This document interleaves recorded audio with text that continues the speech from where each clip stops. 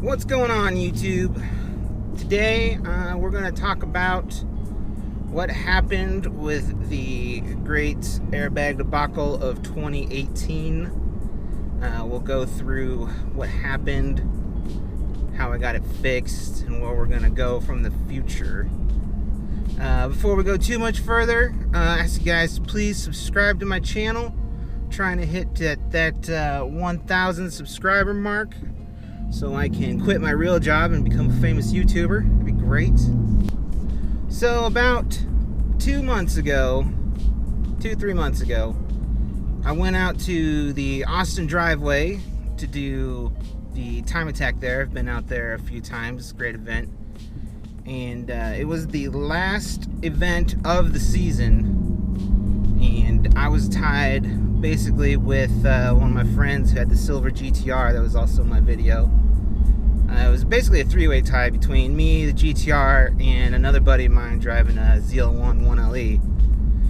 And the championship was all tied up, last event, and I was going on the track for the last session of the day. And on the last lap, I basically knew I was down 0.2 of a second on the GTR, and I decided that, I was going to send it. I was going to try and get everything possible out of the car, or die trying, basically. And went into turn 2 at around 70 miles an hour, where usually I'm in that corner probably around 60, 65 miles an hour, which I'll admit was a tad ambitious. Coming into the corner, I knew I was going in hot, so I knew I needed to kind of cut the curb a bit on the inside to try and get a line to stick without losing too much time.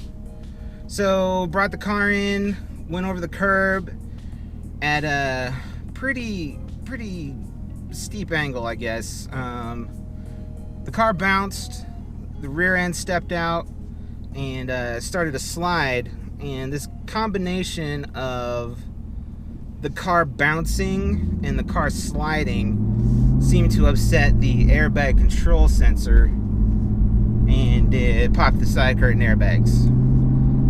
Now when it did that, I was because I was going around a right hand corner, I was leaned to the left, right where the airbags are. And the airbags deployed, and it hit my head, and it hit my left arm pretty good.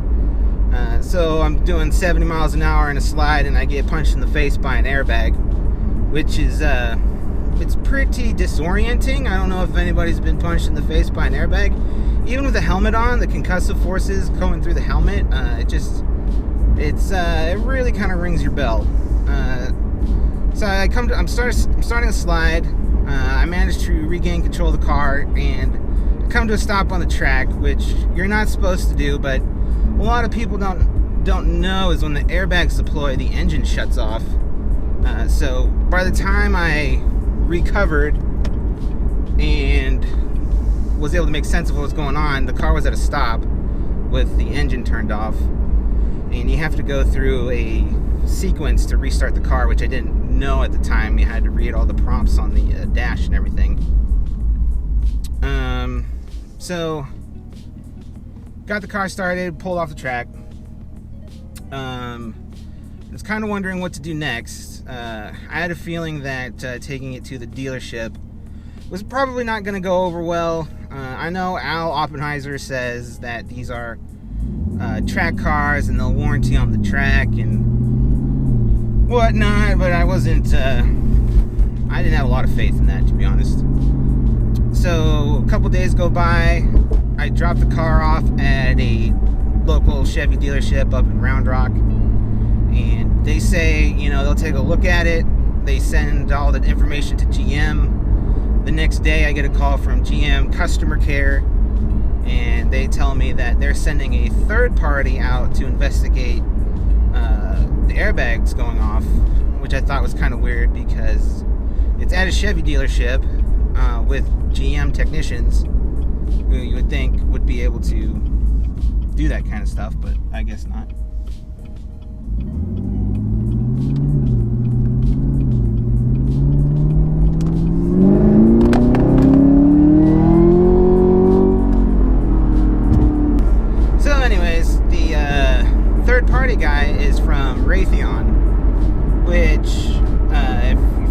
Raytheon before, you probably think of them as a weapons manufacturer, which they do, but the guy was telling me that they also have partnered with GM on a lot of stuff to do different kinds of investigations and look at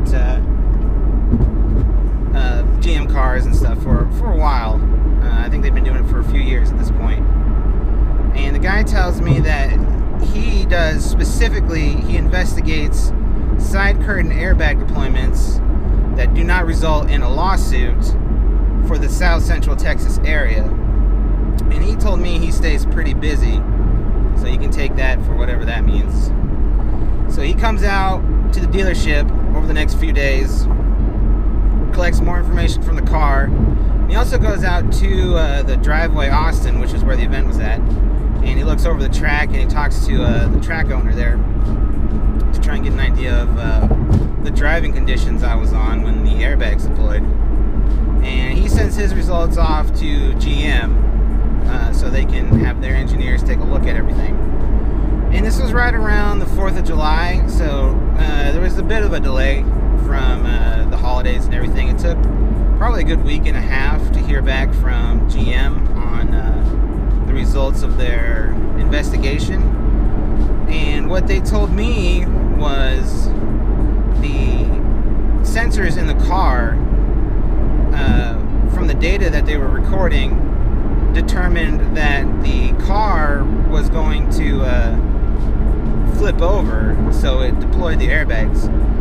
Their exact wording was the system predicted a rollover, which is kind of shitty, because the thing with warranties is it's a legal term. It's specific. It covers manufacturer defects. So what GM is saying essentially is that it's not a defective product, it's just a shitty one, and it's my fault as a consumer for buying a shitty product. The airbags, they say, worked as intended. They also said, because I have aftermarket wheels on, that the wheels could have thrown off the sensors, and it could have had a false reading, which I think they failed to notice that the wheels I have on are the exact same specs as the ZL1 1LE. And if they're trying to tell me that they have two separate airbag systems for the ZL1 and the ZL1 1LE, I think that's crap. Because I'm pretty sure the ECU is calibrated for the 19 by 11 and 19 by 12 wheels as far as the speed sensors go. So whatever. Not a lot I can do about it. The dealership then called me after GM made their stance and said they're not gonna fix it. And they told me it's going to be $4,400 to fix, and they said, do you want to just turn it over to your insurance? And unfortunately, with insurance, they don't cover track events. Your normal car insurance will not cover any incidents. Usually the wording these days is, if anything happens on a surface that has been prepped for racing or competition, they will not cover it. So turning it into my regular insurance company would have been pointless. The other option I could have had was track insurance. The problem with track insurance is you make a statement saying how much your car is worth. In my case, I usually say it's worth about $65,000, and you enter an agreed upon price when selecting your insurance. And how the deductibles work is, it's usually you can select a 10% deductible or 15% deductible of the agreed upon value of your car. So I usually do a 10%, which would mean on $65,000, 10% deductible means I would have had to pay $6,500 before they would start covering anything. And I basically get this policy to make sure that if I do hit a wall and total it or something, I'm covered, right? Because I can't afford to just light this thing on fire and walk away. That would destroy me financially. But then the other problem is that on lower cost items like the airbags, which I mean $4,400 is still a substantial sum, it doesn't help. So there's really nothing I could do with insurance to help pay for anything. So I just had to eat it out of pocket. take a car to the track, and there's always a chance that something happens, and that's just the way it goes. I'm not happy about it by any means, but it is an eventuality I wasn't prepared for, so I just paid for it, got the car back, and moved on.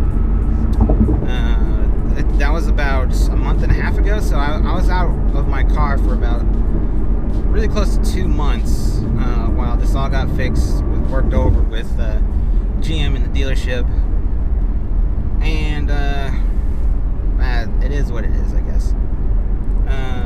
Car is in actually great shape right now, so I'm happy with the work the dealership did. I took it to Don Hewlett up in Round Rock, and those guys were really great. They helped me out a lot. They did some discounts for me too, a little bit, as much as they could. It's obviously it wasn't their fault or responsibility, so, but I appreciate them helping me out. Like I said, the car looks like brand new. I can't even tell anything happened in here, so really happy with that. So after I got the car back, I was pretty torn on what to do. My initial thought was, I'm going to sell it. I'm going to get out from under it. I'm just going to be done with it, wash my hands of this, move on, get it Ford or something. And then, thinking about it a little bit, I decided, I still like the car. There's really nothing else out there to compete with it. So I was torn. I imagine it's kind of like, if you're married and you find out your wife cheated on you, your knee-jerk reaction is going to be, well, I'm going to divorce her, I'm going to leave. But you start to think about it, and, you've invested all this time and effort, and you kind of remember the reasons why you fell in love with her in the first place, and to be honest, you really haven't been that faithful yourself, and there was that time you let your friends take her out for a spin, and I'm not really sure I was going with that, but the point is, there's a lot of great qualities I still like about the car, so right for now, I'm thinking I'm going to try and make it work. And so like a week or so ago, I noticed a lot of people tagging me about ZR2 airbags deploying, and they were wanting to know what my opinion on was that. And I read the story on Jalopnik. The owners were telling them that they were going on these soft trails, and they would be going out, around some bumps and stuff, and the side curtain airbags would deploy, and which sounds really familiar. And apparently the guys were getting word back from GM saying that they were going to hire a third-party investigator to come out, collect the data, etc., which all sounds very familiar. And one guy said that he got stuck paying the bill because GM said the airbag system predicted that it was going to roll over and it deployed the airbags. Right? So again, not a defective system, just a shitty one. And he was out, I think he said he was out like 5,500, closer to 6,000. I think they replaced the headliner on his, where they did not have to replace the headliner on mine, which was fortunate. So, is it a GM problem? Kind of seems that way. GM has been having all kinds of issues with airbags, it seems like, and I'm not surprised they're not helping people out. I mean, with the ignition switch issue and the Takata airbag issue that was literally killing their customers, and GM's response was, oh, well, the airbag system predicted they were supposed to die today, so the airbags murdered them. And the federal government had to step in and be like, you need to recall these vehicles, they're killing people. Which, if the federal government has to be the moral compass for your company, that's pretty bad. So for me personally, do I see any future GM purchases in my future? I do not. So anyways, guys, that's going to do it for this upload today. Thanks for tuning in. Again, if you could please subscribe. I'm trying to get to 1,000 subscribers. I do have some more content coming with the ZL1. I got me and my buddy Jason. We're going to do some stuff at the driveway. And I'd like to get some parts reviews to come in and see what kind of differences they make on track. So stay tuned for that, and I'll catch you next time.